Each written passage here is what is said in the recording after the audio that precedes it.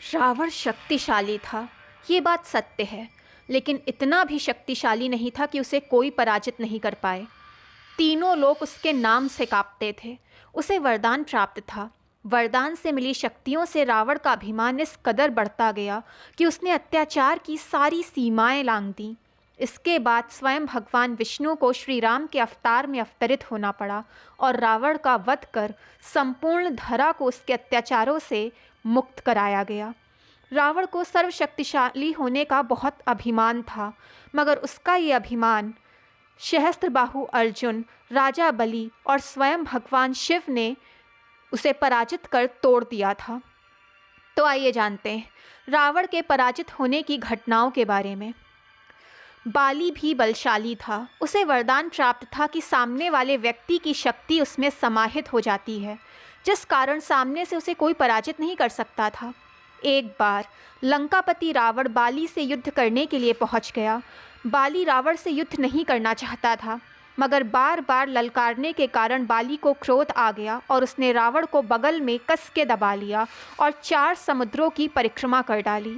माना जाता है कि बाली की गति इतनी तेज थी कि रोज़ सुबह सुबह की 4 समुद्रों की परिक्रमा कर लेता था। बाली परिक्रमा के बाद सूर्य को अर्घ अर्पित करता था।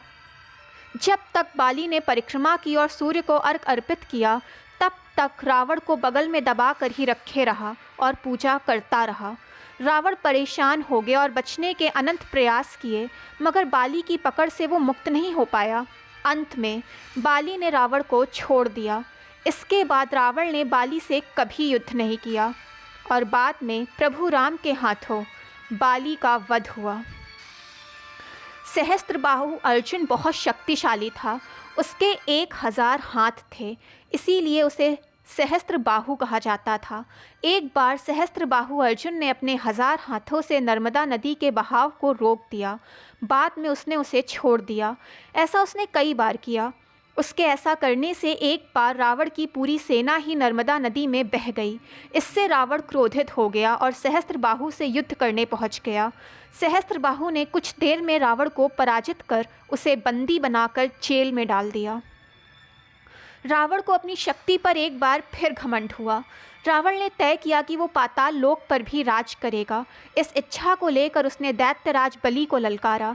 बलि पाताल लोक के राजा थे। बलि ने जब उसकी बात को गंभीरता से नहीं लिया, तब रावण राजा बलि से युद्ध करने के लिए पाताल लोक जा पहुंचा। बलि के पास पहुंचने से पहले रावण का सामना महल में खेल रहे बच्चों से हुआ। रावण ने बच्चों को डराने की कोशिश की, तो बच्चों ने रावण को पकड़कर घोड़ों के साथ अस्तबल में बांध दिया। एक बार रावण ने महादेव को ही चुनौती दे डाली। रावण भगवान शिव को ललकारते हुए कैलाश पहुंच गया। उसने भगवान शिव की ध्यान साधना को भंग करने की कोशिश की। तब भगवान शिव ने पैर के अंगूठे से ही कैलाश का भार बढ़ा दिया। इस भार को रावण उठा नहीं पाया और उसका हाथ पर्वत के नीचे दब गया। हाथ निकालने के लिए रावण ने बहुत जतन किए, मगर वो असफल हो गया। तब रावण ने शिव जी को प्रसन्न करने के लिए उसी समय शिव तांडव स्तोत्र रचा। शिव जी इस स्तोत्र से बहुत प्रसन्न हुए। भगवान शिव ने रावण को मुक्त किया। इसके बाद रावण ने महादेव को अपना गुरु बना लिया और उनकी आराधना की। दोस्तों, वीडियो पसंद आए तो चैनल को लाइक, सब्सक्राइब एंड शेयर करें, ताकि चैनल की नोटिफिकेशंस आपको मिलती रहें।